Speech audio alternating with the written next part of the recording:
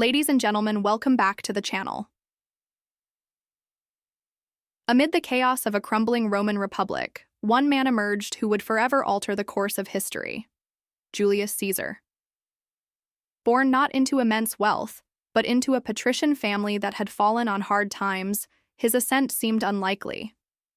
Yet, through sheer political savvy, unmatched military brilliance, and an unrelenting drive for power, Caesar would rise to become the most commanding figure in Rome. The world he entered was one of deep corruption, political betrayal, and civil unrest, where the Senate's grip on power was slipping, and the people longed for stability. Caesar didn't just navigate this storm, he harnessed it. With the ambition of a king and the rhetoric of a seasoned statesman, Caesar carved a path through alliances, warfare, and calculated defiance. His campaigns across Gaul displayed his tactical genius, turning him into a war hero, beloved by his soldiers and feared by his enemies. But his true conquest wasn't just of foreign lands, it was of Rome itself. As he crossed the Rubicon River, in 49 BCE, he made a fateful decision to defy the Senate, setting the stage for civil war and the end of the Roman Republic. His famous declaration, Veni, Vidi, Vici, I came, I saw, I conquered, was more than a boast. It was a reflection of his extraordinary ability to take control, crush opposition, and shape destiny. Caesar didn't just influence Rome, he reshaped it, and in doing so laid the foundation for an empire that would dominate the Western world for centuries. But behind the glory lies a deeper question. Was Julius Caesar a savior of Rome, or its greatest threat? Julius Caesar was born in 100 BCE into the prestigious yet politically diminished Julii family, part of the Roman patrician class. Though his lineage was noble, his family's wealth and influence had waned, making his rise all the more remarkable. From an early age, Caesar was surrounded by the turbulence of the late Republic, a Rome torn apart by internal strife, class conflict, and civil war. The political landscape was dominated by power struggles between figures like Marius and Sulla, and young Caesar was thrust into this chaos when his uncle by marriage, Gaius Marius, became embroiled in a bloody rivalry with Sulla. When Sulla seized control of Rome and began purging his enemies, Caesar, a relative of Marius, found himself marked for death. Ordered to divorce his politically connected wife Cornelia, Caesar refused, a bold act of defiance that nearly cost him his life. He was stripped of his inheritance and forced into hiding, narrowly escaping Sulla's wrath through both luck and the intervention of powerful allies. This brush with death didn't break him, it forged him. Caesar learned early that survival in Rome required both courage and cunning. Caesar's time in the East wasn't just a recovery period, it was his transformation.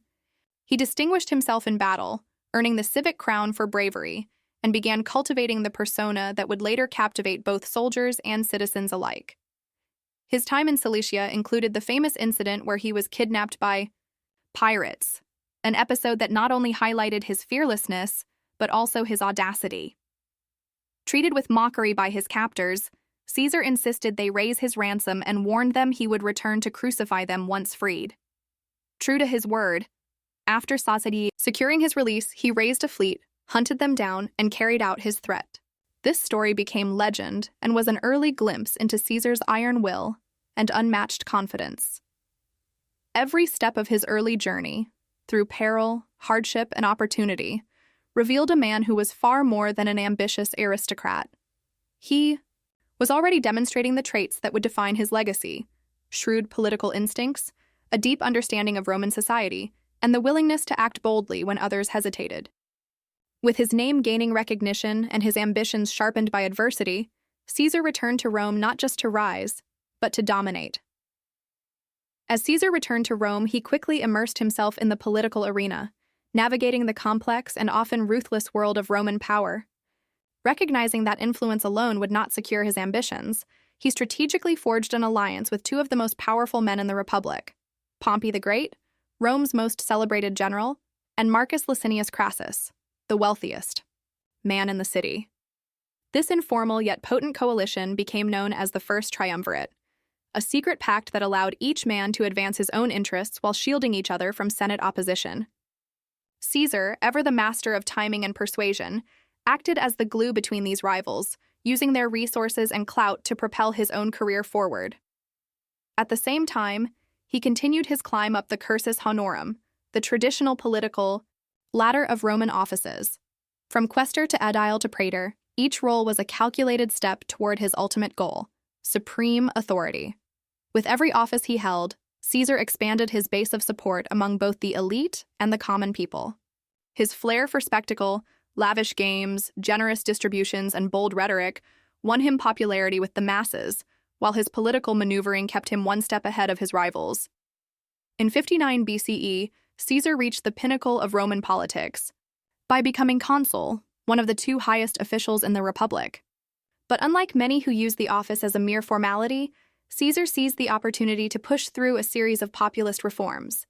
He redistributed public lands to veterans and the poor, curbed the influence of the elite Senate, and used public opinion as a weapon against his critics. His actions during his consulship laid bare his political genius. He could charm the public, manipulate the law, and dominate Rome's power structures all at once. Though these reforms earned him powerful enemies, they also cemented his image as a champion of the people and a force that could not be ignored. Caesar wasn't just rising through the ranks, he was reshaping the very system that created him. With his political base solidified and the backing of the first triumvirate, Caesar secured a proconsular command in Gaul, a decision that would forever change both his destiny and Rome's. Over the course of nearly a decade, he led an unrelenting campaign of conquest across what is now modern France, Belgium, parts of Germany, and even made expeditions into Britain. The Gallic Wars showcased his unmatched military genius. He wasn't just a battlefield commander. He was a master of logistics, strategy, and psychological warfare. Facing tribes far more numerous and often better suited to the rugged terrain, Caesar won through sheer adaptability, precise timing, and his ability to inspire fanatical loyalty in his troops. These were not minor skirmishes. They were full-scale operations that saw the defeat of formidable Gallic leaders like Vercingetorix, whose last stand at Alesia became a defining moment of Roman military dominance. Caesar's tactics were brutal when necessary, but always calculated. He fortified camps in record time, used engineering feats to trap and besiege his enemies, and often turned tribal divisions to his advantage. Yet Caesar didn't just fight with swords and legions, he fought with words. Throughout the campaigns, he wrote Commentary de Bello Gallico, a first-hand account of his victories, carefully crafted to present himself as Rome's heroic protector. It was both history and propaganda, elevating his image back home and keeping him at the center of public attention. The loyalty Caesar inspired in his legions was unlike anything the Roman Republic had seen before. He didn't command respect through fear alone. He earned it by embodying the values Roman soldiers admired most: courage, discipline, and a willingness to suffer alongside them. Caesar was known to sleep in the open with his men, endure the same rations, and fight at the front lines in brutal conditions. He addressed his soldiers not as mere subordinates but as comrades in arms, often referring to them as civs, citizens, when rallying them, blurring the line between soldier and Roman patriot. This level of camaraderie was a powerful psychological tool. His army became less a branch of the state and more a personal extension of his will. This deeply personal loyalty undermined the very foundations of the Republic, where the military was supposed to be a neutral instrument of the state, not a personal weapon. Yet Caesar's legions saw their victories, their pay, and their glory as gifts from him alone, not from Rome. The Senate grew increasingly alarmed, recognizing that Caesar's popularity with the people and his hold over a seasoned, battle-hardened army gave him unprecedented leverage. His growing influence wasn't confined to foreign soil either. His commentary, widely published across Rome, shaped public opinion and created a narrative where Caesar was not a power-hungry conqueror, but the savior of Roman civilization, defending it from barbarian chaos. His campaign in Gaul also provided him with vast personal wealth, allowing him to fund public spectacles, bribe officials, and strengthen his network of loyal supporters in Rome. But beneath all the accolades and celebrations lay a rising tension. Caesar's success had outgrown the Republic's political framework. He was no longer a participant in Roman politics. He was becoming its central force. The Gallic Wars had made him not just a military hero, but an existential threat to the old order, setting the stage for the most consequential civil war in Roman history. By 49 BCE, the alliance that had once powered Caesar's rise, the First Triumvirate, had collapsed. Crassus was dead, killed in a disastrous campaign in the east, and Pompey, once Caesar's ally and even his son-in-law, had grown increasingly aligned with the conservative Senate elite. As Caesar's power swelled in Gaul, Pompey and the Senate saw him less as a political partner and more as a direct threat to the Republic's stability. They demanded that Caesar disband his army and return to Rome as a private citizen, stripping him of the immunity that protected former consuls. This was not a peaceful offer. It was a death sentence disguised as legality. Caesar knew that without his army, he would be vulnerable to prosecution, exile, or worse. Faced with this ultimatum, Caesar made a fateful decision. In January of 49 BCE, he led his troops across the Rubicon River, the boundary between his province and Italy, declaring, "Alea iacta est," the die is cast. It was an irreversible act of war against the Roman state and a direct challenge to Pompey and the Senate's authority. The civil war that erupted would pit Roman against Roman, friend against friend, and redefine the future of the Republic. Caesar's brilliance as a commander quickly asserted itself. While Pompey and much of the Senate fled south to regroup in Greece, Caesar moved with lightning speed, seizing Rome without resistance and presenting himself not as a tyrant, but as a liberator who sought to restore order. Over the next months and years, he pursued Pompey across the Mediterranean, culminating in the pivotal Battle of Pharsalus in 48 BCE. Outnumbered and in foreign territory, Caesar nonetheless achieved a decisive victory, forcing Pompey to flee to Egypt, where he was assassinated upon arrival. In the aftermath of his victory, Caesar began consolidating power in ways that blurred the line between reformer and autocrat. He was appointed dictator, first for a limited term, then for 10 years, and finally for life, a title that shattered the delicate balance of republican rule. Though he enacted sweeping reforms, reorganizing debt, redistributing land, expanding citizenship, and restructuring the calendar, his power increasingly bypassed the Senate and traditional Roman institutions. To many, these reforms were welcome, corrections to decades of corruption and inequality. To others, especially the conservative elite, they were clear signs of tyranny masked as progress. Caesar's control extended beyond politics. It crept into the symbolism of Roman identity. Statues were erected, coins bore his likeness, and he was declared Divus Julius, a god in human form, by some of his followers. The Republic, once a proud system of shared governance and civic duty, had become a stage for a singular personality cult. This transformation was not lost on the Roman aristocracy. While Caesar maintained the appearance of traditional institutions, they had become little more than shadows, subordinate to his authority.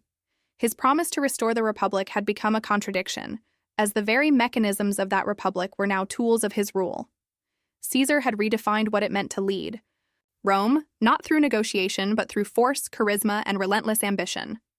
His rise from revolutionary to ruler left Rome changed forever, and while many admired his brilliance and boldness, others saw in him the seeds of monarchy and the end of Roman liberty.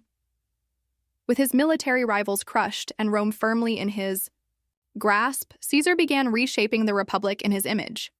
In 44 BCE, he was appointed Dictator Perpetuo, dictator for life, a title that carried deep unease for a people historically proud of their anti-monarchical traditions. While Caesar claimed to wield this power for the good of Rome, his sweeping reforms and growing aura of invincibility stirred both admiration and fear.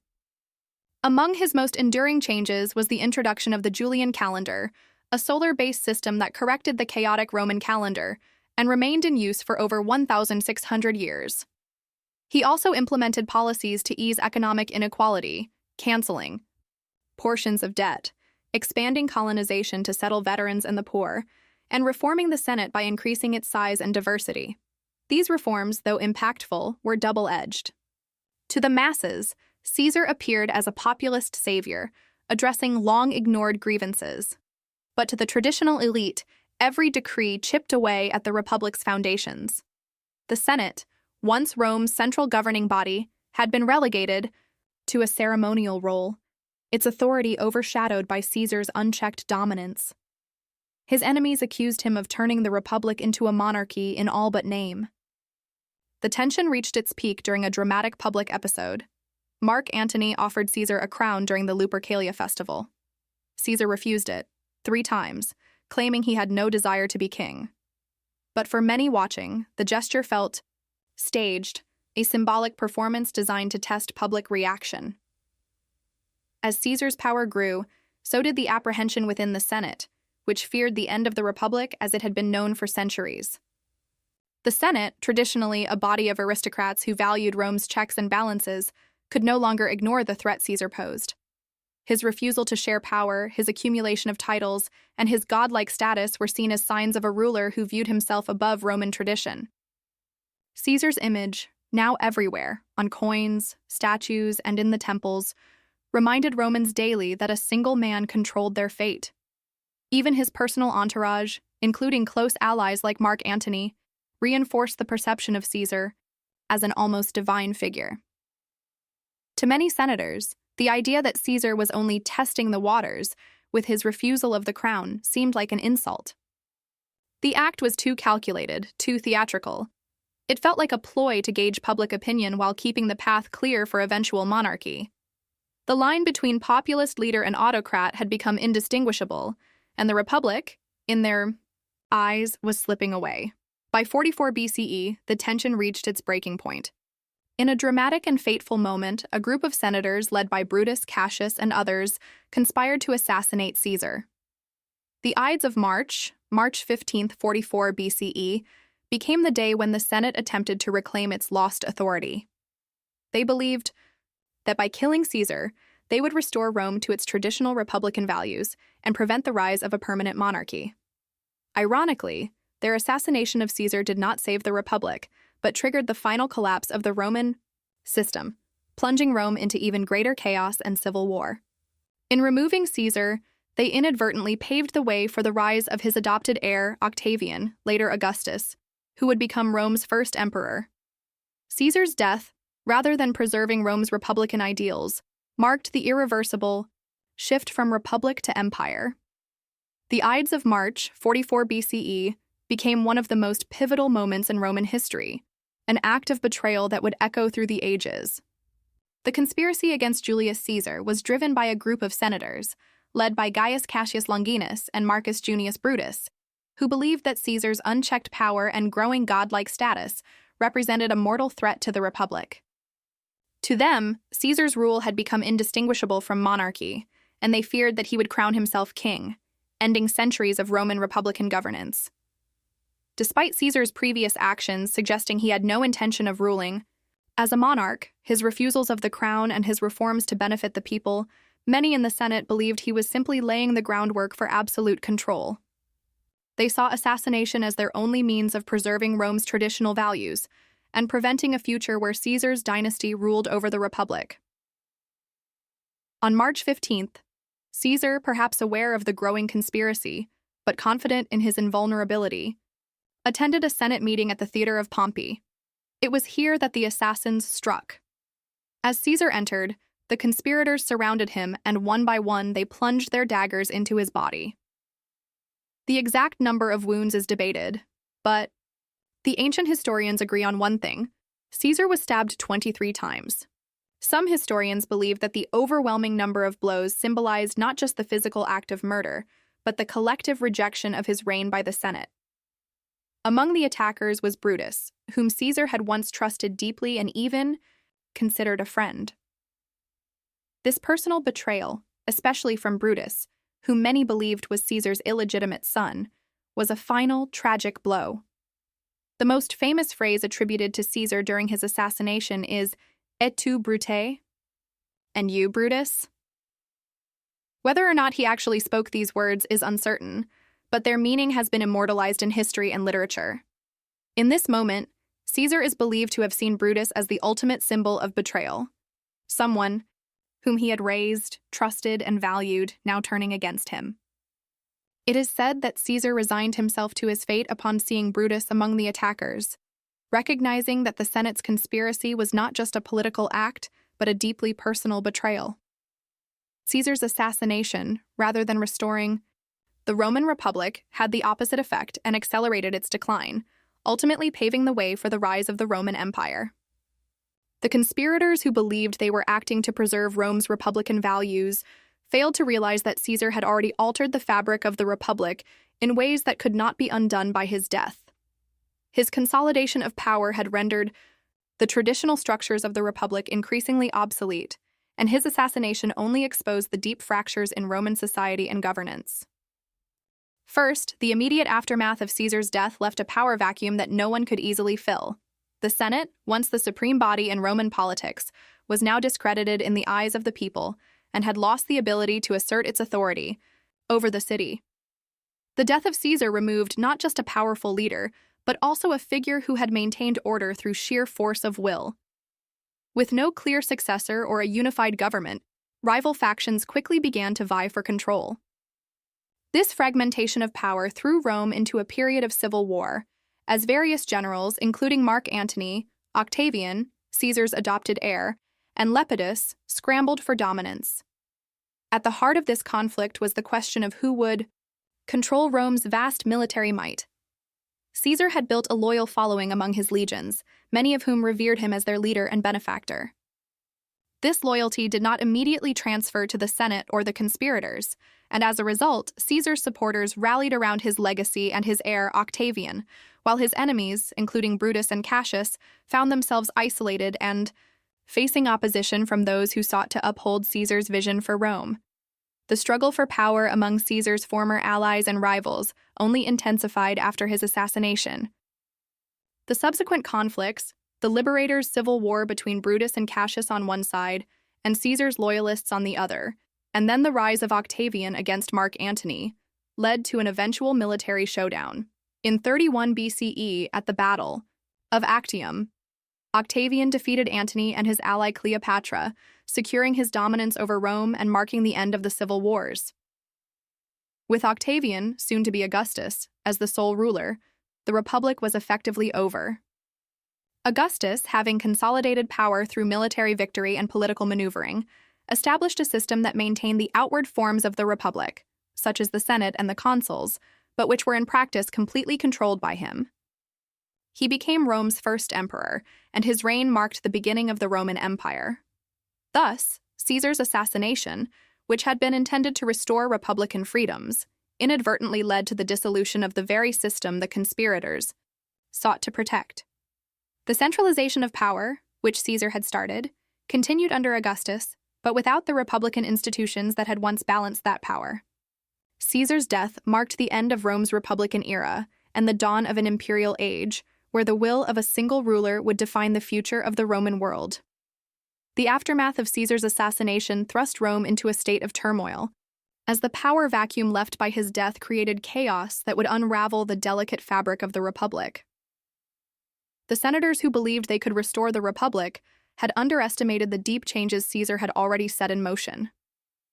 The conspiracy against him, rather than reinstating republican governance, led to a bitter struggle for control of Rome, as various factions sought to capitalize on the power void. Two of the most significant figures to emerge in the wake of Caesar's death were Mark Antony, Caesar's loyal ally and right-hand man, and Octavian, Caesar's adopted son and heir. Antony, who had been Caesar's closest confidant and military commander, immediately moved to assert his dominance over Rome. However, Octavian, though young and initially underestimated, quickly proved to be a shrewd political operator. Both men, driven by their desire to control Rome and fulfill Caesar's legacy, formed an uneasy alliance, with Antony assuming control of the eastern provinces and Octavian taking the west. Together with Lepidus, another key supporter of Caesar, they formed the Second Triumvirate in 43 BCE, essentially splitting the Roman world between them. In 42 BCE, the two sides met in battle at Philippi, where they faced the forces of the leading conspirators, Brutus and Cassius, the main figures behind Caesar's assassination. The battle ended in a decisive victory for the triumvirs, with both Brutus and Cassius committing suicide after their defeat. The victory at Philippi solidified Antony and Octavian's power, but it also marked the point of no return for the Roman Republic. The conspirators' failure to restore the Republic and their defeat in battle left Rome with no viable path to republican governance. However, despite their joint triumph, the alliance between Antony and Octavian was short-lived. The tensions between the two men, fueled by personal ambition and political rivalry, eventually exploded into open conflict. Octavian skillfully manipulated public opinion, presenting Antony's relationship with Cleopatra, the Queen of Egypt, as a betrayal of Roman values. This propaganda war, coupled with Antony's military setbacks, led to a final confrontation between the two at the Battle of Actium in 31 BCE. Octavian's forces defeated Antony and Cleopatra, who both committed suicide in the aftermath. With his last rival defeated, Octavian became the sole ruler of Rome. In 27 BCE, he was granted the title of Augustus by the Senate, officially marking the end of the Roman Republic and the beginning of the Roman Empire. Augustus would go on to become the first emperor of Rome, and his reign ushered in a new era of imperial rule that would last for centuries. Caesar's assassination was, paradoxically, both a dramatic moment of political intrigue and the defining point that irrevocably ended the Roman Republic. The senators who plotted his death believed that by killing him, they could restore the traditional republican values of Rome: shared power, checks and balances, and a government led by elected officials and the Senate. However, they failed to understand that Caesar's rise had already altered the very nature of Roman governance. By consolidating power through military conquests, populist reforms, and control over the Senate, Caesar had effectively reshaped Rome's political system, making it clear that republican institutions could no longer function as they once had. The Republic, founded on the principle of shared governance between the Senate, consuls, and the people, had already been undermined by a century of internal strife, civil wars, and the rise of military strongmen. Caesar was the culmination of this process. While he did not overtly declare himself a monarch, his actions, his manipulation of the Senate, his appointment as dictator for life, and his reform policies essentially rendered the Republic a facade. The Senate, which had once been the heartbeat of Rome's political life, had become a tool for Caesar's personal ambitions, and the concept of republicanism was eroded by his charismatic leadership and overwhelming power. Caesar's death did not restore the Republic, as the conspirators had hoped. Instead, it created a power vacuum, igniting a new round of civil wars that would plunge Rome into chaos. In the absence of Caesar, his supporters, chiefly his adopted son Octavian, later Augustus, and his former ally Mark Antony fought for control of the empire. The Senate's authority had already been stripped away by Caesar, and after his death it became even more irrelevant. Octavian, through a mixture of strategic alliances, propaganda, and military victories, ultimately emerged as the victor in the power struggle. In 27 BCE, Octavian, now called Augustus, took control of Rome and was given the title of princeps, or first citizen, by the Senate, signaling the formal beginning of the Roman Empire. While Augustus maintained the outward appearance of the old republic, keeping the Senate in place, holding the position of consul, and maintaining traditional republican offices, he held absolute power, marking the beginning of autocratic rule. He exercised his power through control over the army, economic reforms, and the creation of imperial institutions that ensured his supremacy. Augustus's reign marked a significant departure from the fragile and fragmented republic, and the Ides Empire was born. In this sense, Caesar's legacy is deeply intertwined with the transformation of Roman political life. He was the last great leader of the Republic, but his assassination set in motion the events that led to the end of republican governance. Caesar's centralization of power, whether through necessity or ambition, had already set the stage for the autocratic rule that Augustus would solidify. The ideals of the Republic, elected leaders, a shared balance of power between the Senate and the people, gave way to the rule of a single, unchallenged emperor. While Caesar's assassination was a last-ditch effort to preserve the Republic, it instead signaled its death. Caesar's reforms and actions, though intended to stabilize Rome, laid the groundwork for the shift from a republic to an empire. In his death, the forces he set in motion, the growth of personal power, the reliance on military might, and the erosion of traditional political norms, reached their inevitable conclusion with Augustus's rise. Caesar's legacy, then, is one of transformation, a shift from a system of collective governance to one dominated by a single ruler, from the Roman Republic to the Roman Empire. As we reflect on the life of Julius Caesar, we're left with a profound question. From hero to tyrant, or was he a visionary cut down too soon? His ambition, military genius, and reforms undeniably shaped the course of Roman history.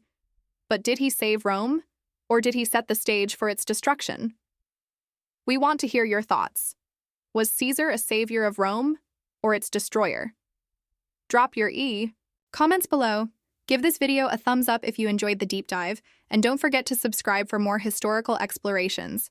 Thanks for watching, and we'll see you in the next episode.